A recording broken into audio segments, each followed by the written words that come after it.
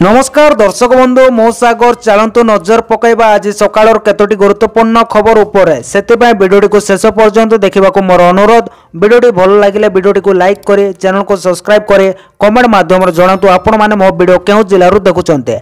चलतु आज सकाळ खबर उपरे नजर पकईबा।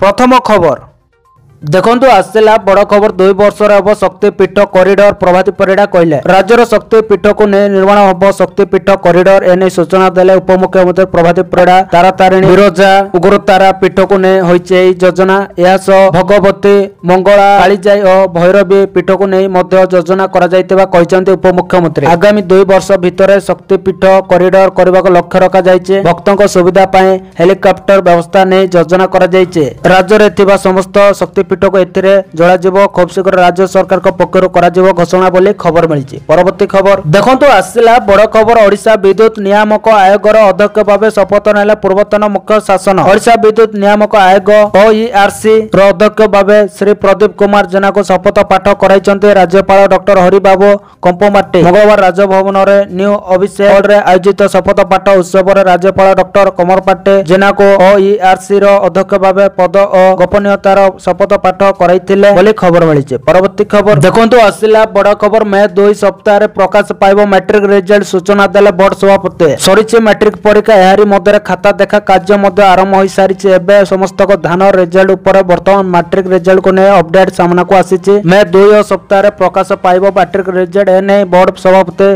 श्रीकांत तराई सूचना दैचंती। से कहचंती जे आ 2 दिन मध्य खाता देखा सरिजिबो। एआई एवं क्यूआर कोड द्वारा परीक्षा परिचालन सफल होइचे। चलित वर्षर मैट्रिक परीक्षा फेब्रुआरी 21 तारिख रे आरंभ होई मार्च 6 पर्यंत चलीतिला। एहा पर खाता देखा आरंभ होई सारिचे। आ 2 दिन लागिबो खाता देखा बोली खबर मिलिছে। परवर्ती खबर देखंतु आसिला बड़ खबर मास शेष सुधा पुरी श्री मंदिर रे धाड़ी दर्शन। चलित मास शेष सुधा श्रीजीऊ को हबो धाड़ी दर्शन व्यवस्था सूचना देला आईन मंत्री पृथ्वीराज हरिचंदन। बरहमपुर रे तारातारिणी दर्शन बेले सूचना दैचंदी आईन मंत्री। कहचंदी सप्ताह मध्य श्रीमंदिर परिचालना कमिटी होइजिबो। एहा परे हुंडी उठेबा नीति अनुष्ठित हबो। परिचालना कमिटीर प्रस्ताव सरकार को अनुमति पर हुंडी स्थानांतर हबो। धाड़ी दर्शन पाई समस्त व्यवस्था सरितिबा कहचंदी आईन मंत्री पृथ्वीराज हरिचंदन। संकलित दर्शन पाई धाड़ी दर्शन व्यवस्था करा जिवो बोली खबर मिलिছে। परवर्ती खबर देखंतु आसिला बड़ खबर शिशु को अभिवृद्धि तदारक पाई एआई उपकरण व्यवहार करबा ओडिशा सरकार। शिशु को वृद्धि तदारक करबा पाई एक कृत्रिम बुद्धिमत्ता एआई उपकरण विकसित करबा पाई ओडिशा सरकार एक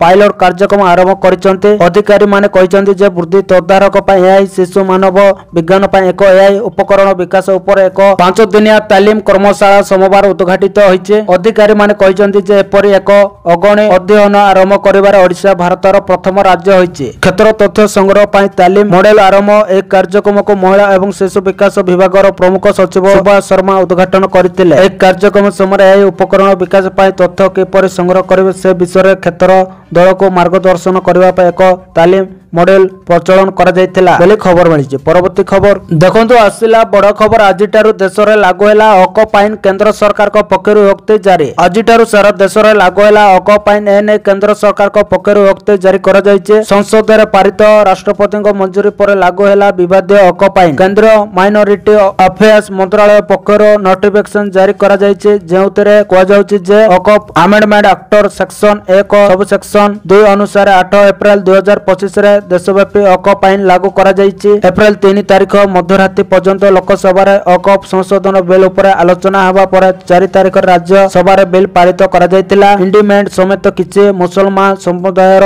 एमपी बिल को विरोध करिवार देखिबा को मिलिथिला बोली खबर मिलिछि। परवर्ती खबर देखंतु आसिला बड़ खबर 50 टंका बढ़िला LPG gas cylinder. LPG gas cylinder दाम 50 टंका बढ़िला एणिके सिलिंडर 803 टंका बदल रे 853 टंका रे मिलिबो। उज्ज्वला योजना उपभोग करुतबा लोकन को एवं उज्ज्वला योजना सेवा पाउ नथबा उभय वर्ग को 50 टंका वृद्धि रे एलपीजी सिलिंडर किनबा को पड़िबो। उज्ज्वला उपभोक्ता 500 टंका रे सिलिंडर किनुतबा बेले सेमान को एबे 550 टंका देबा को पड़िबो। 2-3 सप्ताह किमा 1 मास भितरे पुनी एलपीजी गैस दर को नै रिव्यू करा जिवो बोली सूचना दैछन यूनियन पेट्रोलियम मंत्री हरप्रीत सिंह पुरी। एक्साइज ड्यूटी बढ़िवा जोगो पेट्रोल डीजल दर रे कोनोसी परिवर्तन करा जाय नै किंतु रंधन गैस दर 50 टंका वृद्धि करा जायतबा से सूचना दैछन बोली खबर मिलिছে। परवर्ती खबर देखंतु आसिला बड़ खबर दिल्ली रे ओडिशा ओडिशा निवेशक सम्मेलन प्रथम दिन में 27,000 कोटी निवेश एमओयू सृष्टि हम 48,000 नियुक्ति। 3 दिनिया दिल्ली गस्तर रही मुख्यमंत्री मोहन चरण माझी। तेबे दिल्ली में आयोजित ओडिशा इन्वेस्टर्स मीटर रे प्रथम दिन में से 14 जन शिल्प प्रतिनिधि सहित साक्षात करते। तेबे एतिरे 30,595 कोटी प्रस्ताव मिलता बेले 27,000 कोटी निवेश एमओयू होईछि। तेबे एतिरे 48,390 लोकंक नियुक्ति सृष्टि संभावना रही। राज्य सरकार मोट 11टी एमओयू स्वाक्षरित करिसेंति। ओडिशा रे एचसीएल टेक कैंपस सहित एक विश्वविद्यालय प्रस्ताव दिया जायछि। तेबे ओडिशा रे पुंजीनिवेश पर्याप्त सुविधा सुजोग शिल्प अनुकूल वातावरण रही। ओडिशा आसी पुंजीनिवेश करने आह्वान करिसेंति मुख्यमंत्री। खबर अनुसार आज 3 तैल कंपनी सहित एमओयू स्वाक्षरित करेंगे मुख्यमंत्री बोली खबर मिली। परवर्ती खबर देखंतु आसिला बड़ खबर सुभद्रा ने आसिला बड़ अपडेट। परवर्ती किस्ती रे एमानको मिलिबोनी टंका। सुभद्रा योजना ने आसीछि बड़ अपडेट। उपमुख्यमंत्री प्रभाती परिड़ा दैछन्ते बड़ सूचना। परवर्ती किस्ती टंका पाई हिताधिकारी माने अपेक्षा करितबा बेले आसीछि जरूरी सूचना। एभली एक घोषणा परे अनेक हिताधिकारी को आश्वस्ति मिलिबाको जाउछि। तेबे सरकार एही टंका केबे प्रदान करिवे? टंका का अकाउंट को जीवो? द्वितीय किस्ती सुभद्रा योजना रे टंका प्रदान पर एकाथरे अगस्त रे राखी पूर्णिमा बेलको टंका मिलिबो बोले अनेक आशा करुथिले। एहारि भितरे पुणी टंका आसीबा नै सूचना दैछन्ते प्रभाती परिड़ा। एहारि भितरे तृतीय पर्याय टंका बाबदरे बड़ अपडेट आसीछि। प्रभाती सूचना अनुसार अयोग्य हिताधिकारी सर्वे पर तृतीय किस्ती मिलिबो। आसंता 22 एवं 23 तारिख रे योग्य हिताधिकारी बैंक अकाउंट को टंका जीवो बोली कहिसन्ते उपमुख्यमंत्री प्रभाती परिड़ा। अर्थात जेउ मानको वर्तमान जाय सुभद्रा टंका मिलि नै सेमानको 102टी किस्ती अर्थात 10,000 टंका मिलिबो। जेउ माने एही योजना रे पंजीकृत होई योग्य विवेचित हेबे सेमानको खूब शीघ्र एही टंका प्रदान करा जिवो। टंका सीधा सेमानको बैंक अकाउंट को पहुंचीबो। उपमुख्यमंत्री प्रभाती परिड़ा कहिसन्ते सुभद्रा को सहज उपलब्ध करबा पई सर्वे हेबो। तृतीय किस्ती पर जो माने 21 वर्ष जाइथिबे से माने भी करि परिबे आवेदन। तांको पई पुणी सुभद्रा पोर्टाल खोला रहिबो बोली खबर मिलिछि। परवर्ती खबर देखंतु आसिला बड़ खुशी खबर। बढ़िला राशन सह आधार लिंक रो समय सीमा जून 30। राशन कार्ड ई-21 रो शेष तारीख। आपण माने राशन कार्ड रे आधार लिंक करिनंते कि आउ सेति पई चिंतित अछंते के केतेबेले भी कोटी जाई पारे आपनको राशन कार्ड आउ न मिली पारे। राशन हेले एबे से सब चिंता को छाड़ंतो कारण केंद्र सरकार आपण मानको पई एक खुशी खबर आनिचंते। आउ सही खुशी खबर हेला राशन कार्ड सो आधार कार्ड लिंक रो समय सीमा को वृद्धि करिचंते। केंद्रीय खाद्य सुरक्षा विभाग एक अधिसूचना रे कहिचंते एबे जून 30 जाय राशन कार्ड सो आधार लिंक करा जाई परिबो। धार्य समय सीमा मध्य आपण माने राशन रे आधार लिंक करि परिबे आउ सरकारी सुविधा रो वंचित हेबेने। उपभोक्ता को एबे राशन कार्ड रे आधार लिंक करबा पई 3 मासर समय दिया जाय बोली खबर मिली। परवर्ती खबर देखंतु आसिला बड़ खबर। विद्युत दर बढ़िबो नै। एही बिल पेमेंट करले मिलिबो 4% रिहाती। विद्युत दर नै आज प्रेसमेंट करिछि। ओईआरसी साधारण ग्राहकक पई विद्युत दर अपरिवर्तित रहिबो। डिजिटल पेमेंट रे 4% रिहाती मिलिबो। एही प्रेस मीट रे कहै जायछि जे प्रीपेड बिल पेमेंट करले मिलिबो 4% रिहाती मिलिबो। बिजुली दर अपरिवर्तित ग्राहकक को सामान्य आश्वस्ति दैछि बोली खबर मिली। परवर्ती खबर देखंतु आसिला बड़ खबर। बार्धक्य भत्ता पई सबुठ अधिक आवेदन भत्ता उपर 6,04,688 जनक नजर। भत्ता अपेक्षा 6,04,688 जन आवेदनकारी आवेदन करिसेंते। विधायक शारदा नायक प्रश्न उत्तर रखिसेंते मंत्री नित्यानंद गंडा। बार्धक्य भत्ता पई आवेदन करिसेंते 4,64,849 जन। भिन्नक्षम भत्ता पई आवेदन करिसेंते 40,927 जन। सेपरि विधवा भत्ता पई आवेदन करिसेंते 61,059 जन आशायी। अन्य पक्ष कुष्ठरोगी भत्ता पई आवेदन करिसेंते 269 जन आवेदन करिसेंते बोली खबर मिली। परवर्ती खबर देखंतु चाषी मानक आसला बड़ खुशी खबर। एही दिन अकाउंट को आसीबो पीएम किसान योजनार 20तम किस्ती टंका। मन देखि शुणुतु। किसान सम्मान निधि अधीन रे सरकार आर्थिक दृष्टि दुर्बल चाषी मानक प्रति वर्ष 6,000 टंकार सहायता प्रदान करते। एही योजना अधीन रे सम्मान निधि टंका चाषी अकाउंट को 2,000 टंका लेखाय 3टी किस्ती रे पठा जाय। एही योजना अधीन रे चाषी माने 19तम किस्ती पाई सारिचंते। एबे चाषी माने 20तम किस्ती पाई अपेक्षा करिचंते। अनेकक मनर प्रश्न अछि जे किसान सम्मान निधि रो 20तम किस्ती केबे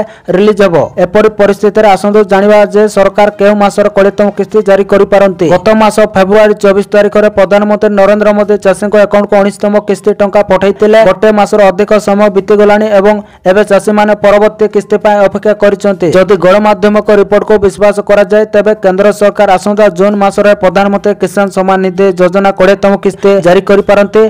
तथापि सरकार को पक्षर एपर्यंत कोनोसी आनुष्ठानिक घोषणा करा जाय नै बोली खबर मिलिछि। परवर्ती खबर देखंतु आसिला बड़ खबर। आईन अबकारी मंत्री को बड़ बयान प्रधान कहले एप्रिल शेष पूर्व आसिबो नुआ अबकारी नीति 15 और 20 दिन भितर नुआ अबकारी नीति आसिबा नुआ अबकारी नीति पाई प्रस्तुति चूड़ांत पर्यायर पहुंची जेउति पाई मासे पुराना अबकारी नीति वृद्धि करा जायछि मुख्यमंत्री को अनुमोदन पर नुआ अबकारी नीति लागू होबो एने सूचना दैछन्ते आईन और अबकारी मंत्री पृथ्वीराज हरिचंदन मंत्री को कहवा मुताबिक एप्रिल शेष पूर्व आसी जेबो नुआ अबकारी नीति पाई प्रस्तुति चलीछि बोले खबर मिलिछि। परवर्ती खबर देखंतु आसिला बड़ खबर ओडिसा रो ढेंकानाल आंबो खाइबे विदेश 15 वर्ष पाई एमयू विदेशी खाइबे ओडिसा आंबो विदेश को आंबो जगाइबो ओडिसा एने एमयू स्वाक्षरित होइछे पूर्वरो राज्यर अनेक स्थान रो आंबो विदेश को रप्तानी होइछे गत वर्ष रायगड़ा रो आंबो विदेश को पठा जाइथिला राज्य सरकार को एक एनजीओ सह जुक्ति स्वाक्षरित होइछे 15 वर्ष पाई एमयू स्वाक्षरित होइछे स्वाक्षरित अनुसार ओडिसा रो ढेंकानाल आंबो विदेश को रप्तानी करिवो बोली खबर मिलिछि। परवर्ती खबर देखंतु आसिला बड़ खबर आउ रहिबोनी पानी समस्या हेल्पलाइन नंबर जारी करबे सरकार राज्य रे एबे प्रबल ग्रीष्म प्रभाव जारी रहिछे आगो को मध्य आहुरी बढ़िबार संभावना रहिछे ताते आउ खरा दिने ओडिसा विभिन्न अंचल प्रमुख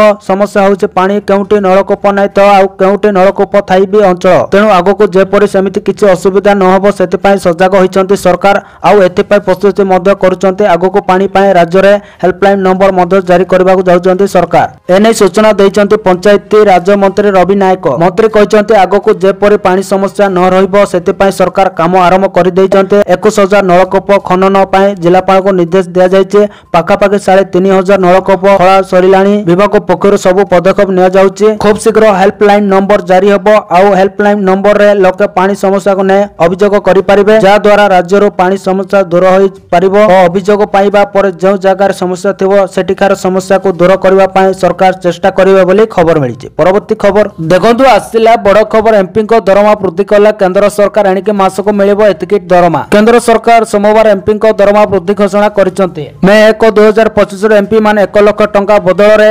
1,24,000 टंका दरमा पाइबे सरकार को द्वारा एमपी को पेंशन एवं भत्ता मध्य वृद्धि करा जायछे एही परिवर्तन गुड़िक संसद सदस्यों दरमा भत्ता एवं पेंशन आईन 1954 द्वारा प्रदत्त क्षमता व्यवहार करा जायछे एवं आयकर आईन 1961 रे उल्लेखित मूल्य मुद्रास्फीति सूचकांक उपर आधारित एही निष्पत्ति पूर्व एमपी को पेंशन 25,000 टंका थिला एबे एहा को 31,000 टंका वृद्धि करा जायछे सेपरि 2 थर किमा 3 थर एमपी होइतबा एमपी को अतिरिक्त पेंशन 2000 टंका रु 2500 टंका को वृद्धि करा जायछे बोली खबर मिलिछे। परवर्ती खबर देखंतु आसिला बड़ खबर कटक बालीयात्रा पड़िया रे अब आयुष्मान भारत योजनार शुभारंभ कटक बालीयात्रा पड़िया रे आयुष्मान भारत योजनार शुभारंभ एही शुभारंभ कार्यक्रम केंद्र स्वास्थ्य मंत्री जेपी नड्डा जोगदेबे मुख्यमंत्री मोहन माझे आनुष्ठानिक भावे कार्ड बंटनर शुभारंभ करिवे एतिसह 2 उपमुख्यमंत्री 3 केंद्र मंत्री मध्य कार्यक्रम रे जोगदेबे एही शुभारंभ कार्यक्रम पई आरंभ होइछे प्रशासनिक प्रस्तुति उपर बालीयात्रा पड़िया रे शनिवार एक कार्यक्रम प्रस्तुति समीक्षा करिसंती स्वास्थ्य मंत्री मुकेश महालिंग